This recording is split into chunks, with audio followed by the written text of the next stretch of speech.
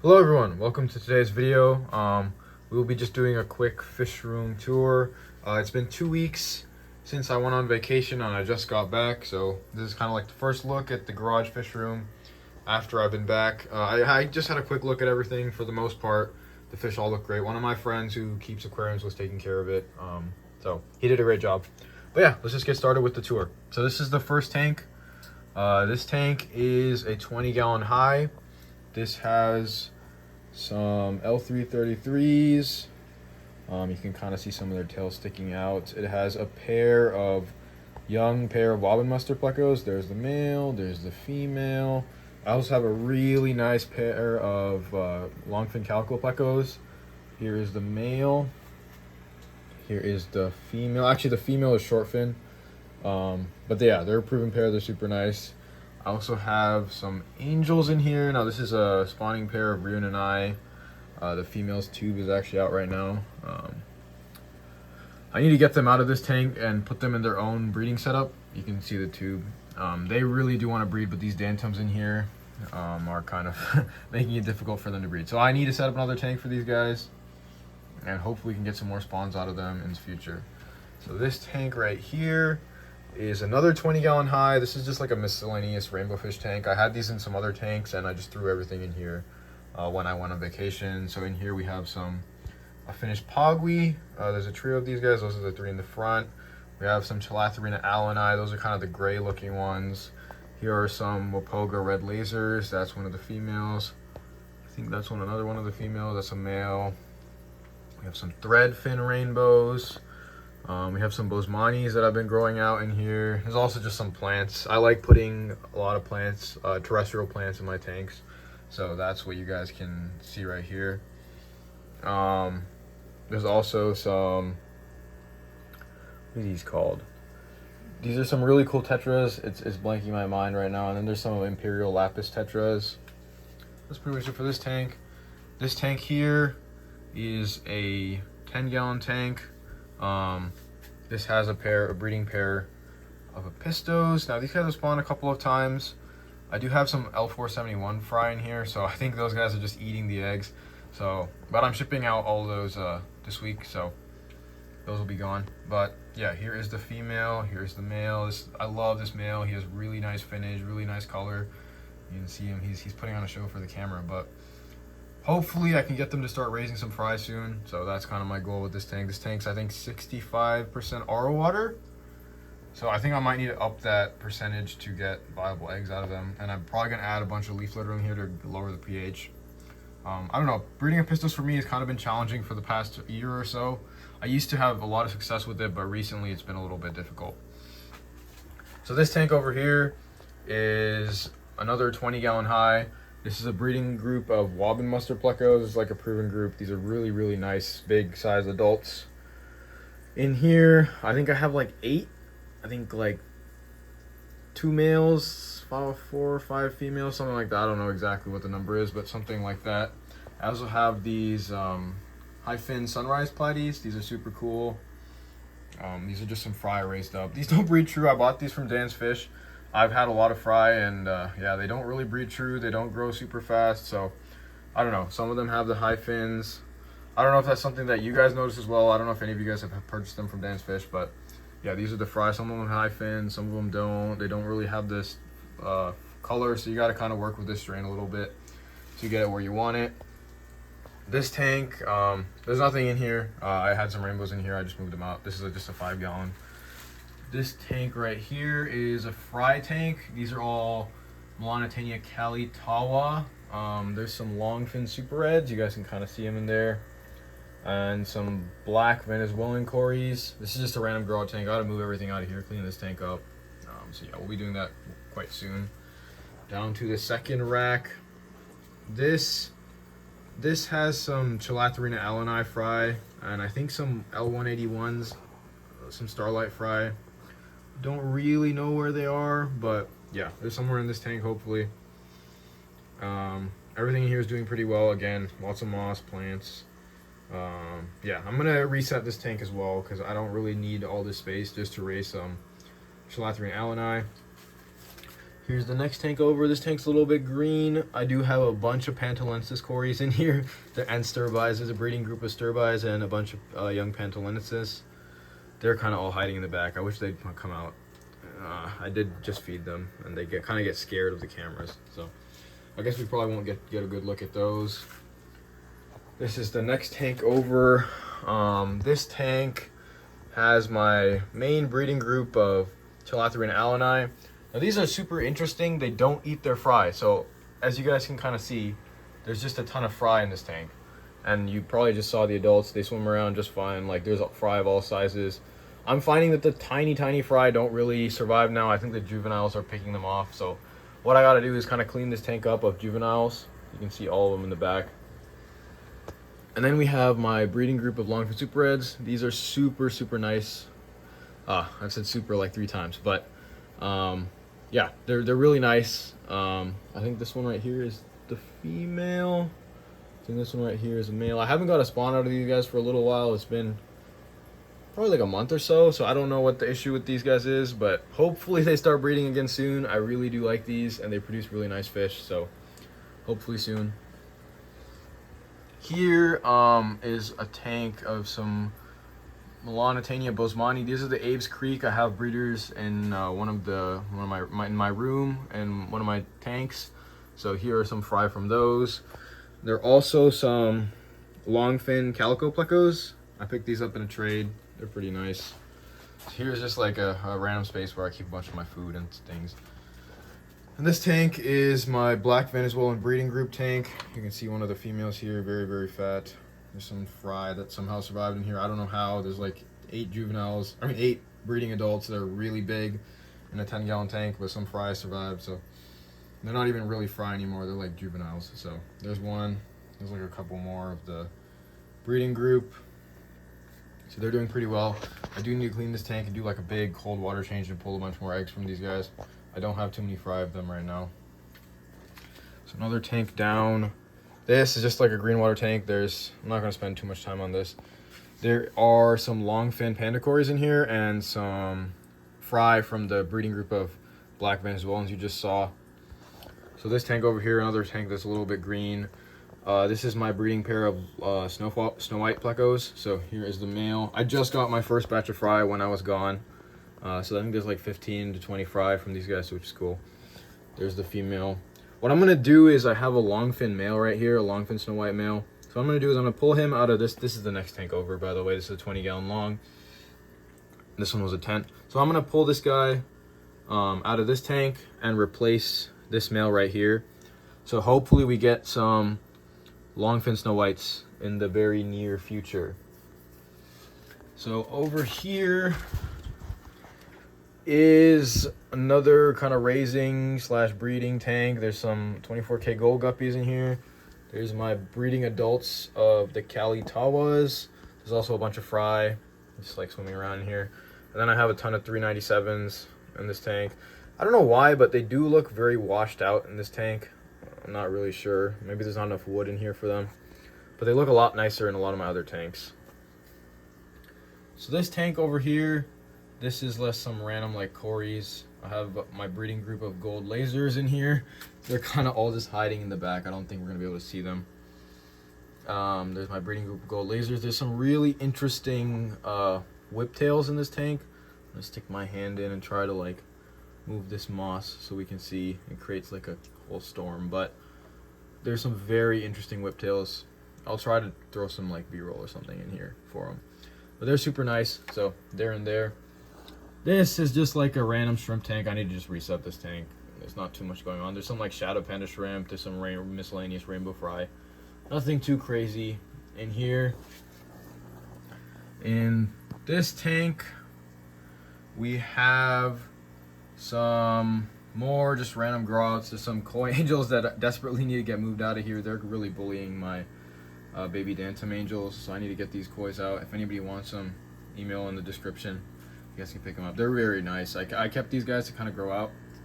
Obviously that guy did not grow out so well. He has a little like hole in his head. I don't know. I've had this with certain angels that I'm breeding. I don't know why, but for the most part, these are very nice. There's also some more Cali Tawas in here. There's some longfin pandacories. There's some like Plecos. There's like a bunch of L333s. There's some 397s. There's a bunch of like miscellaneous lemons and super reds and just a bunch of other random fish in here. So this is the... Alright, Pranav from editing here. I just realized I didn't give you guys any details about the greenhouse itself. Now this greenhouse is in my garage.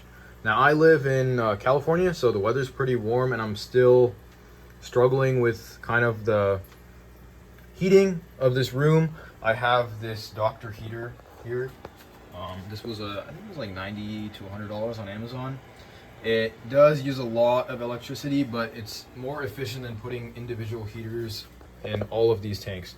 So the reason I have this greenhouse is just to conserve energy. I was really struggling with using a lot of power. I'm in San Jose, California, and PG&E is our electricity provider, and they charge us a stupid amount of money for electricity. I think it's like 50 cents a kilowatt or something crazy. So I've been feeling the burn on the electricity charges. So that's kind of why I have this whole greenhouse set up. It's 10 foot by 10 foot. I think it was $200 something. I think it's meant for outdoor greenhousing, or it's meant for like tropical plants, I believe. But it works very well for the fish. That heater is set to 72 degrees. But the room is most definitely warmer than 72 degrees. This room, like, especially if you go up here, these tanks on the top row are probably 80 degrees, maybe pushing 82 on certain days.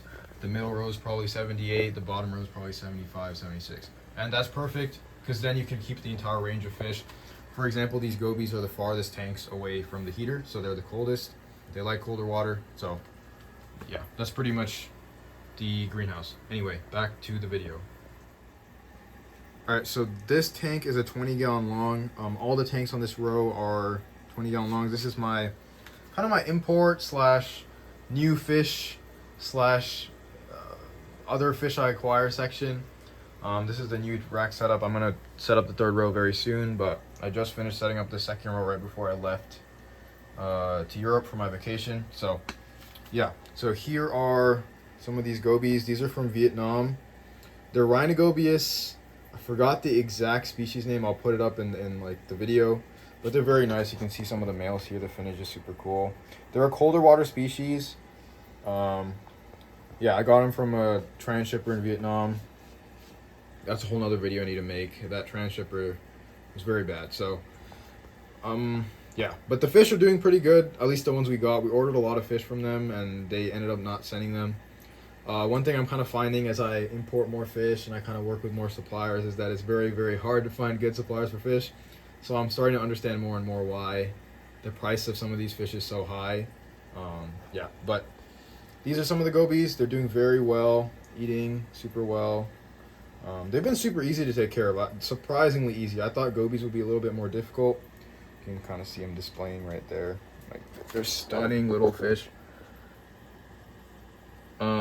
I thought they'd be very difficult. I suspect there's multiple species in here. I can't really identify them. Like, there's one that looks completely different from this one, that looks different from that one, that looks different from some of these. So I don't really know what I'm working with here. They're all Rhinogobius species. Like, this one looks different. They're all super cool. So I don't know. I'm gonna have them up on the website. I'll probably just list them as assorted. I don't exactly know. I have like a rough idea of what species they could be, but the transshipper kind of just sent me a whole bunch of random stuff. So here's what we ended up with. But if you guys are looking for gobies and stuff, I am looking to sell a lot of these guys. I have this tank full of them. I have another tank full of them. I have a bunch of other stuff that I've been importing recently. So I've had these guys for quite a while. I think it's been like a month or so, or maybe a little bit more. They've been doing very well eating, as you guys can probably see. In this tank, I also have some 24K gold guppies. I have like a random lone Radnocentris ornatus male. You can kind of see him in the back. And then I have some Sumigil R02s. These guys are not scared of the camera at all. Yeah, but they're doing very well. Same thing for this tank right here. The glare is kind of causing an issue, but more of the same gobies. Again, doing very well, eating. Looks super cool. They're not super colored up in these tanks just because it's not exactly the best setup for them. I feel like there's too many males and they're not able to kind of display correctly. So yeah, but this is another 20-gallon long. This tank's just empty. This is a tank I'm going to use for breeding probably in the future, or holding, I don't know yet. It just has some random water change hose. These are some Red Devil angelfish from Vietnam. Another one from the same transship I got the gobies. These are, I don't know what to think about these guys. They are different from the koi angels I have. They have the red eye. They have a lot darker markings around their head area. And they have some very interesting patterning, like you can see on that one right there. It's like a deeper red, but it's not as high coverage. I don't know if that's just a source I have, but I also do find the red eye very interesting. Like you can see a lot of the fish here have the red eye. So these are super cool. I don't know, I just find them really interesting. So we picked up some of these. I will leave the website description and the link below if you guys want to purchase any of these fish. They will be on there. This tank over here, some juvenile blue diamonds. These guys are really nice. I think they're a little over quarter size for the most part. They're doing good. They're from a breeder I work with a little bit away from me. So these guys are doing good. We can go to the bottom row. This tank is some wild Peruvian discus that are quite small. Now I did have around like 15 of these guys. These are kind of the smallest ones that I kept separate. They're all hiding in the back, which is very disappointing because they look stunning. But I don't know, I'll try to insert some b-roll of them just swimming around in the front. Hopefully they cooperate a little bit later. But they're eating pellets, doing really good, so I'm happy that these guys are doing well. In this tank over here we have some koi angels. These are another thing from a breeder. These are like kind of full-sized large fish, so I figured maybe I could try and then see what people like with these. These are really big size fish. They're like breeding size. Those Peruvian Ultims that you guys see in the back, those are about 3-inch. These kois are probably, I don't even know, they're bigger than dollar coin size. They're very large, very close to breeding, so they're doing well. They have high coverage. I actually just threw them in this tank today and they already look really nice. So they're doing good. I'll probably have some of them up on the website. I don't really know yet. If anybody wants these, just email me. I'll put my link in, or my email in the description. Over here, another very fun tank. This is a bunch of koi angels that I bred, and then some Apistogramma panduros. I have a ton of these guys in here. There's probably like 50 or more. Yeah, they're doing very well. Another import. These are wild from Peru. So I've had them for well over a month. I think it's been like almost 8 weeks at this point. They've been doing great. So you can see some of them displaying there. Some females. Do have some rams. There's also Apistogramma biteniata. They kind of hide a lot more. I don't know exactly where all of them are, but they're in here as well. Again, doing well. There's also a baby, what I think is a Jurapari. This just came in with the Apistos. I don't know what this fish is, but everything in here is doing very well. Yeah, here is one of the biteniatas. So this tank, I'll move this little orange sticker. This is another interesting tank full of Peru imports. So these are Corridorus virginae. They're super nice. They're chunky, large size. You can't really see what's going on in here because the water is a little bit green. There is about 200 cories in this 20-gallon tank, so the water gets a little bit green, but it's also very interesting how the plants grow. I've never seen Java moss grow as quickly as it does when there's a ton of cories in the tank. So yeah, the cories just clean the Java moss over and over, and then it makes it grow like a weed. So yeah, there's the Virginae in here. There's also some Agazii. Another one that is a Peru import that I've had for quite a while. I think I've had these for 6 weeks now. They've been doing great. Super solid, eating. Nothing but good things to say about these guys. So this tank over here, this is one of my personal projects that I want to work on, is breeding these Phenacogrammus auranticus, the lamp eye Congo tetra, I picked up some of these from an online store. I think you guys probably saw the previous video. That was these guys. So they've been doing pretty good. I lost a couple. I don't know, they haven't been super hardy for me, but they've been eating well, and I'm hoping the last 5 that I have, the Phenacromys auranticus, do good, and then the other ones also do well. So yeah, that's pretty much it for this. Oh, I did forget something. I have a pond here that's full of black bar endlers that you guys probably can't see because I just dump all the extra duckweed I have in this tank, but there is probably 200 black bar endlers in here. So yeah, anyway, that's pretty much it for this tour. I hope you guys enjoyed it. Thank you guys for watching, and I'll see you guys next time.